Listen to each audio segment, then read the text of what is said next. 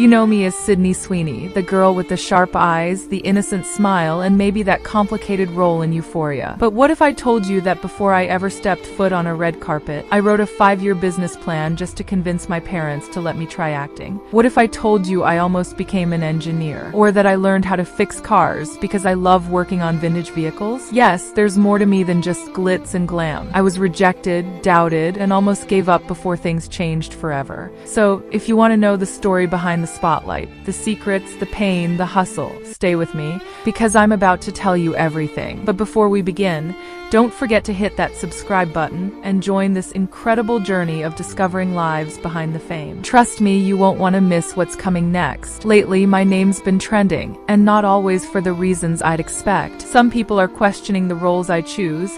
Others are critiquing my fashion at red carpets or analyzing my family's background for political reasons. Yes, some criticized me for not publicly addressing certain political issues. Others had opinions about my bikini brand collaborations or even my physical appearance. It's strange, honestly, how people think they know your heart by a headline. But here's the truth. I'm not here to be perfect. I'm here to be honest, to be bold, to be unapologetically me. If that invites controversy, so be it. I'd rather be real than liked by everyone. Right now, I'm living a whirlwind. Between working on new film projects like Immaculate, producing under my own company, 50/50 films, and taking time to breathe and travel when I can, life feels surreal. I'm grateful to be creating stories that matter to me. I've taken more control behind the camera, not just in front of it. Producing lets me shape the stories that are told and ensure that women like me are represented authentically. I still live in Los Angeles, but often escape to Idaho to find peace in the mountains. Fame is loud. Nature is quiet. I need both. Let me tell you something about little Sydney. When I was around 10, I decided I wanted to be in a zombie movie. Not just any movie, I wanted to direct it too. So I gathered my neighborhood friends,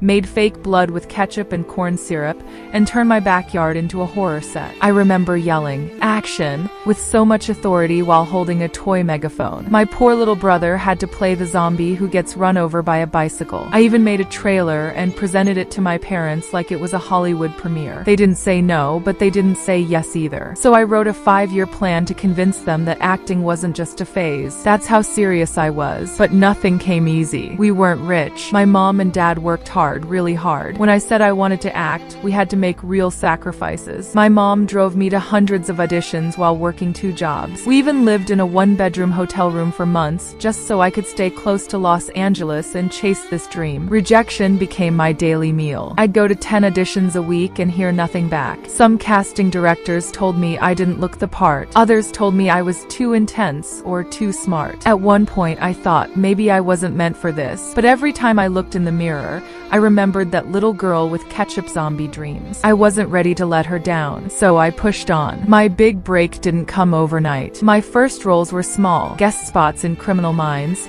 90210, Grey's Anatomy. But each one taught me something. How to hold my ground, how to cry on cue, how to survive in a world that doesn't wait for you to grow. Then came The Handmaid's Tale. That role, Eden Spencer, gave me my first real taste of complex storytelling. People noticed. Directors started calling. Then Euphoria happened. Cassie Howard wasn't just a role. She was a revolution, a mirror into how far I could go emotionally. That bathroom scene, the breakdowns, those weren't just acting. They were pieces of me. My fears, my heartbreaks, my desire to be loved. And the audience felt it. Then came The White Lotus, which brought a completely different shade of me to the screen. One that was subtle, sharp, and manipulative. From there, the doors flung open. Time magazine, Emmy nominations, film festivals, brand deals, and my production company. The girl who once made backyard horror movies was now helping create real cinema. Dreams do come true, just not overnight. If you're still watching, I want to share something important. I've often felt like I was too much for some people and not enough for others. I had to learn to live in the uncomfortable space between society's expectations and my own truth. I read books about quantum physics because I love how the universe works. I'm trained in MMA. I've worked on classic cars. Yes, I can rebuild an engine. And I still cry when I read sad poetry. That's who I am. And if you ever feel like you're too weird or too ambitious,